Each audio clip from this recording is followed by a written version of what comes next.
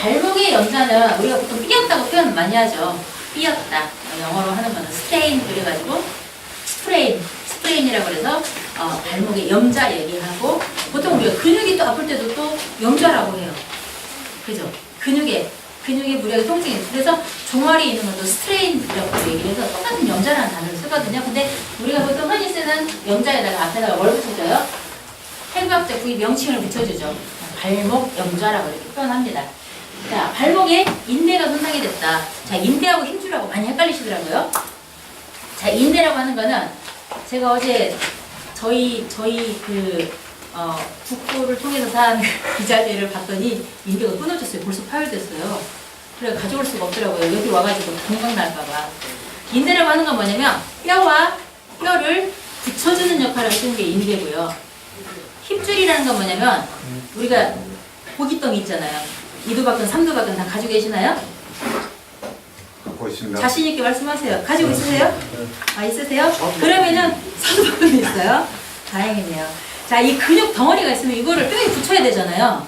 그러면 끝에 살짝 나와 있는 거를 힘줄이라고 합니다. 힘줄. 그래서 이 근육을 뼈에다 붙여주는 거는 힘줄이고요. 뼈와 뼈를 이어주는 거는 이거는 우리가 인대라고 합니다. 그래서 그 부분이 완전히 다르거든요. 그래서 우리가 고기 드실 때 이렇게 뭐 쫄깃쫄깃한 고기 먹을 때 보면은 거기 끝에 꼭 이상하게 기름 같은 게 붙어있다고 떼내는 사람이 있거든요. 그럼 힘줄을 떼내고 있는 겁니다. 이렇게 뾰족하게 나와 있는 고기 팔죠. 요즘에는 덩어리째로. 끝에가 힘줄입니다. 그러니까 근육을 뼈에 붙여주는 거는 힘줄이고 뼈와 뼈를 연결하는 건 인대입니다. 그럼 여기서 발목 염자라는 거는 뭐가 손상된 거냐면 뼈와 뼈를 연결해주는 인대가 손상받거나 파열된 걸 우리가 염자라고 합니다. 자, 적절하게 치료를 받게 하는 게 첫 번째고 일단은 더 이상 이 인대가 힘을 쓸 수가 없으니까 더 이상의 손상이 생기지 않도록 보호해 주도록 하는 게 응급처치입니다. 저희 발목 염자에서는. 자, 재발성 염자. 염자가 한번 생기면 발목 삐는 것도 습관적이에요. 물론 그 사람의 걸음걸이도 잘못이 있겠지만 항상 이렇게 한번 약해지고 나면 계속 약해져요.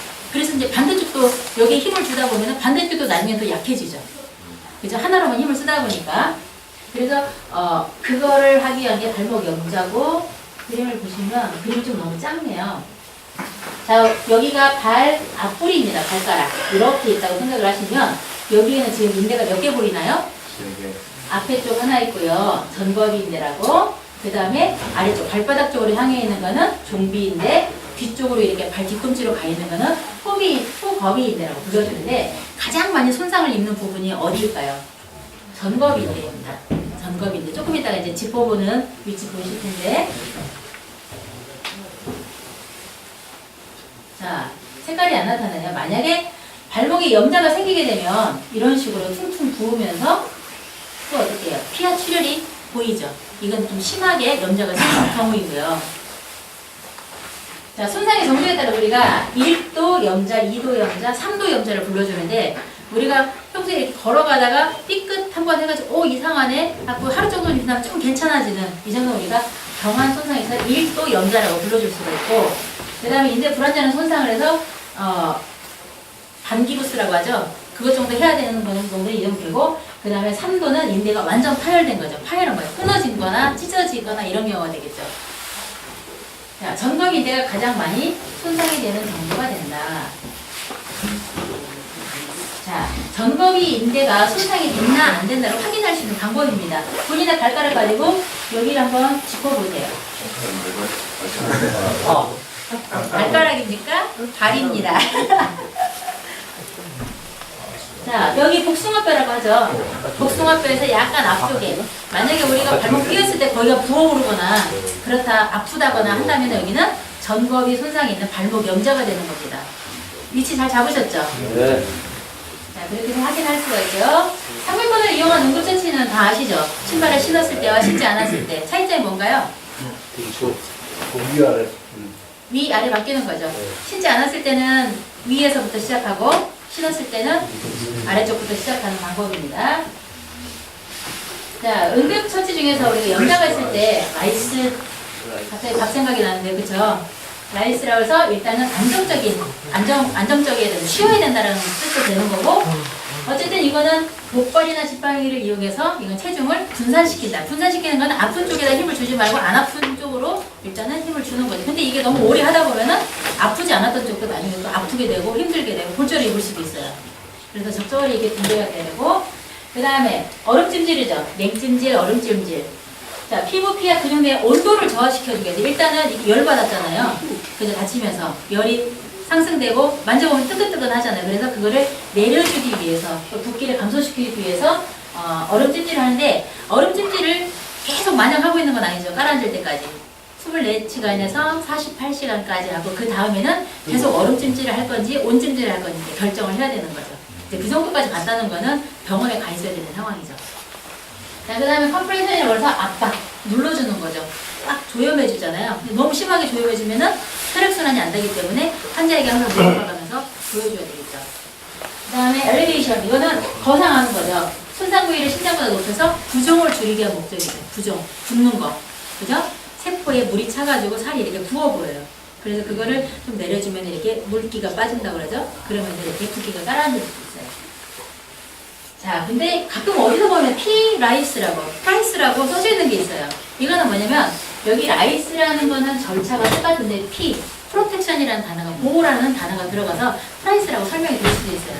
그리고 결론은 뭐다? 똑같다. 그죠? 똑같다. 근데 우리는 보통 어떻게 라이스라고 쓰고 있죠. 그죠? 자, 전문적인 치료가 이제 필요한지 안 한지, 혹은 전문적인 치료가 필요하다면 어떻게 되는지. 자, 발목 염좌가 24세에서 48세 이상은 라이스 요법을 하고, 비술수 요법은 약물 요법, 물리치료. 수술을 하게 되면 이제 이거는 염좌에서 골절이 같이 따르거나 염좌가 있으면서 인대가 파열됐다거나 이런 수술로 들어가겠죠. 자, 처음에는 손상을 입었을 때는 라이스를 하게 되죠. 라이스. 그 다음에 이걸 봤을 때, 하고 난 다음에 봤을 때 붓기와 통증이 가벼워서 보행이 가능한 정도다라고 하면은 이거는 부상후 약 일주일 정도면 치유가 되겠다 그래서 탄성 테이프, 활력 테이프, 그 다음에 테이핑 하고 난 다음에 운동이 가능하죠. 일주일 지나면. 이제 누구나 똑같은 건 아니지만 젊은 성인 남자를 대상으로 했을 때는 이 정도 된다고 보시면 되고, 그 다음에 붓기가 심각하고 통증도 심각해.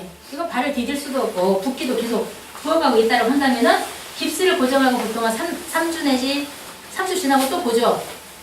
잘 붙었나 안 붙었나 보는 거죠. 그래서 또 일주일 더 갈 수도 있고, 또 봐가지고 아니면 또 일주일 더 갈 수도 있고, 나이 드신 분들이 훨씬 더 오래 가죠.